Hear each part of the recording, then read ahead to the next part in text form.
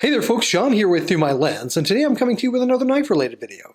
Today we're going to be looking at this Benchmade 560BK-1 Freak, also known as the Super Freek in the knife collecting community. Now I did an unboxing video for this knife. I hope you've caught that. If you haven't, you might want to go back and take a look at it, because there are some things that I talked about that I won't talk about in this video.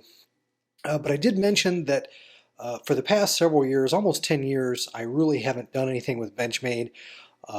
Both because of issues that I have with Benchmade as a company and because of some of their designs. They really just didn't speak to me. Take this, the last Benchmade that I purchased was this Griptilian that I ordered from the custom shop back in 2012.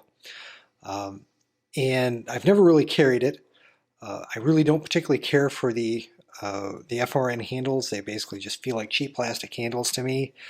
The blade shape, kind of a modified drop point, if you will, doesn't really speak to me. And the axis lock, I kind of like, I kind of don't. So again, for almost a decade, I really haven't done much with Benchmade knives, but probably 3 or 4 years ago, I started noticing some differences in their design language, trying some things that did appeal more to me. More use of materials like carbon fiber and G10. You can now get the Griptilian, which is kind of their reference model that a lot of knife collectors like. You can get the Griptilian with carbon fiber handles, G10, some different materials. They're providing a little bit of variety away from the FRN handles, which I think is great. And this Freak line that's only a few years old started using more of a standard drop point knife shape. You can take a look. That's very similar to the Ritter RSK MK1 G2, previously reviewed here on this channel. You can see the blade shape is very, very similar between these two knives. Like that blade shape a lot better than the standard that you typically see on the Griptilian as well as some other models. Again, just comparing that to the classic Griptilian, kind of modified drop point here, you can see how they are different. There's just more belly to the drop point that's on the Super Freek. I think from an aesthetic standpoint, from a sharpening standpoint, from a usability standpoint, I just like that blade shape a lot better than I do on the Griptilian. The other thing that is kind of a step forward is Benchmade has, in the last few years, started using some different knife steels. When I bought this Griptilian from the custom shop on the Benchmade website, S30V was the highest quality steel that you could get from Benchmade. This one is an S30V. This knife is an M4, which is considered a super steel and somewhat of a little bit rare. You don't see as many knives with M4. It has a lot of great attributes in terms of edge retention and hardness, but it is not particularly corrosion resistant, so they have given it a Cerakote black coating to enhance the corrosion resistance and protect the knife from corrosion. Incidentally, this knife is not a new knife. It's been out for about a year or so, and a lot of folks I've seen have reviewed this in the past. Some people refer to this as a DLC coating. It is not. It is actually Cerakote. I did call Benchmade and did confirm that's the case, that it's Cerakote, not DLC. I do like these G10 handle scales a lot. Both the color, the shape, the weight, really nice job on these. There is some millwork done on the G10 handle scales that you can feel some ridges. They're modest. I don't know how much they enhance the purchase of the knife, but I think they give it some more visual appeal. Kind of gives the knife a little bit more texture on the scales when you look at it. So I like that a lot. Aesthetically, really this knife is such a home run for me.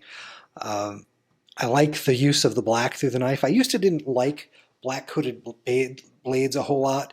Um, I've got a ZT, a 0095, one of the sprint runs that's all blacked out, and that kind of converted me over to liking some knives with a black coated blade and some black hardware and so forth. So that look has kind of grown on me, and they've done a nice job of keeping all the hardware here.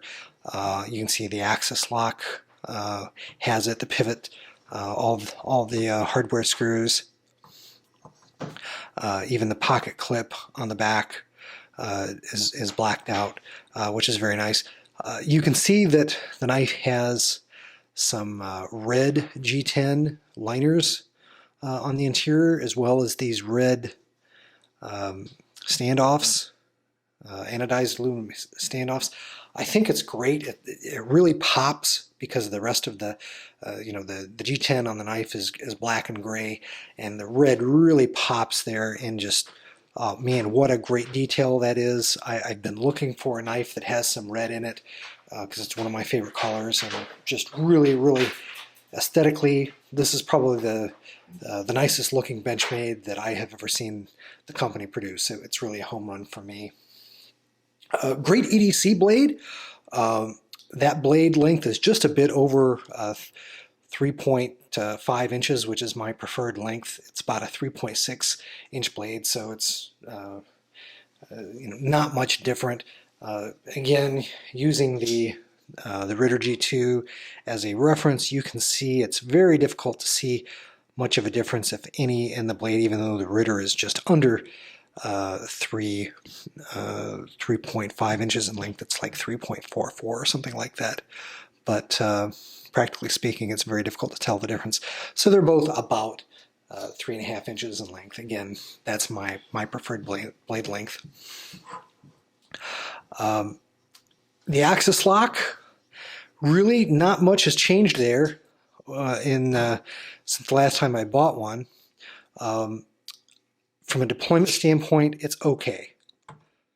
It's not great, it's just okay. I really can't feel any difference. I've flipped this a lot in the few days that I've had it, trying to wear the axis lock in. I've also done a little bit of adjustment work to the pivot. It did not loosen the pivot just a little bit, but it did not affect the blade centering. This one is pretty reasonably centered, in my opinion. So nice job with Benchmade there. And now it's worked in. I've lubricated it with knife pivot lube. Got another video coming up on that. But in my opinion, the axis lock deployment is not quite as nice as a nice flipper knife is. It is ambidextrous. You can use both hands. So I do like that. I just not quite as big of a fan of the axis lock or that style of knife deployment, that knife lock, than I am some others. But it's not bad. It's good. It's just not great. I do like it a lot because it is ambidextrous, and it does have that high fidget factor.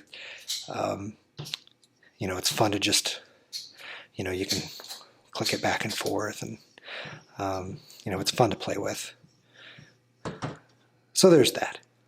But overall, I think this is a great EDC blade. It's going to be a knife that I'm going to want to carry often because it looks great. It's very much a high quality knife. The blade is one that I'm going to want to use because I know this is not a limited edition model. If I dork up the blade too much and I don't like the way it looks, then I can always just get it replaced by Benchmade, and I like that a lot. I'm beginning to really have a disdain for limited edition models that you're afraid to use because you may not be able to replace the blade or get any work done to it. But for my needs, from an EDC perspective, this knife really does hit it out of the park. The blade length is great. It will function adequately and any kind of a purpose that I would need, from using it as a tool for cutting for everyday tasks, as well as being able to flex into a defensive purpose if need be. As a concealed carry permit holder, I can carry this on my left side, and if someone's trying to take my gun, I can use this to try to deter them from that, and then be able to draw my weapon. So again, for what I look for in an EDC knife, the 560BK-1 Super Freek certainly has that in spades. And the great thing about it is the way they've constructed this with the materials that they've used. It's not particularly heavy for being a little bit on the bigger side. It's 4.3 ounces. I confirmed that on my scale at home. It came right in at 4.3 ounces, so Benchmade is honest about that. And that's just a touch heavier than that magical 4-ounce line that most people look for in an EDC blade. From the carrying that I've done, it carries very nicely in pocket without using the pocket clip, and no issues with the weight whatsoever. All around great EDC blade.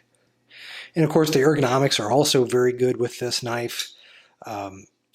You can see that it fits very nicely in hand. I particularly like this little dip here where the jimping is against the blade. Your thumb naturally kind of locks in very nicely. That's a lot more, I think, useful than the actual jimping itself in terms of making, giving you the ability to press there without slipping. That kind of little cutout there that your thumb can fit into is very, very nice. I like that design a lot. Very impressed with that. So now, in terms of things that I don't like about the knife, or some minor criticisms that I have, there are just a few to talk about. The blade steel, the M4, I probably would have chosen something else. M4 would not have been my first choice. This is going to be very, very difficult to sharpen. And I've had some blade steels that are difficult to sharpen. I may end up taking Benchmade up on their life sharp guarantee that they have for the life of the knife. You can always send it back to resharpen it. With M4, I may take them up on that and have them sharpen it, because that is not going to be fun when it needs to be sharpened. From that perspective, as well as the corrosion resistance, I probably would have chosen something like 20CV, which they also offer, or S35VN, which is a great super seal, great all around for an EDC. M4 is kind of neat because it's rarer, and knife enthusiasts will like to brag about having M4, but again, not my first choice. The pocket clip is not bad. It's very usable. It's very functional. It's their typical arrow clip. The design has not changed in many, many years.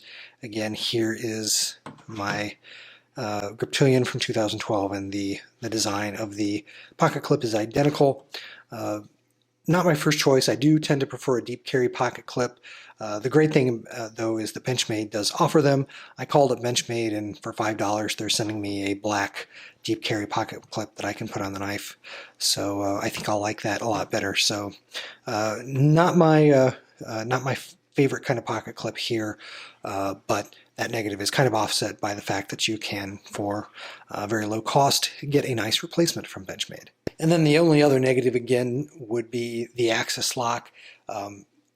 That just barely falls into the negative category. I'm kind of ambivalent about it. It's just, again, not as good as a good flipper knife. Here's my ZT-0560, and wow, that is just so easy, so smooth. Just really like that a lot. So easy to use from with either hand, and I'm just not as consistent with the Benchmade axis lock. Particularly with the left hand, though, maybe that's just, a matter of practice. Whoops, see there, I didn't quite get it that time. That was not intentional, by the way. You really got to make sure, dadgummit. There we go. All right. So maybe it's just practice, but I don't think the axis lock is as a great of a locking mechanism for deployment as a flipper knife. But again, overall, I really, really like this 560BK-1 Super Freek. I'm happy to have a Benchmade in my collection again because of They are a very influential company within the knife industry. I have my issues with them, but that's kind of offset by other positives as well. So again, happy to have one in the collection, and particularly one that I'm going to want to carry every day. Well, I hope you've enjoyed this video. Take care. God bless. We'll see you in the next one. I hope you've enjoyed this production from the Through My Lens YouTube channel. If you did, please click on the like button and do share the video on social media. If you'd like to see more content like it, please do subscribe to the channel, follow me on Instagram and Facebook, and do check out Through My Lens at www.throughmylens.org.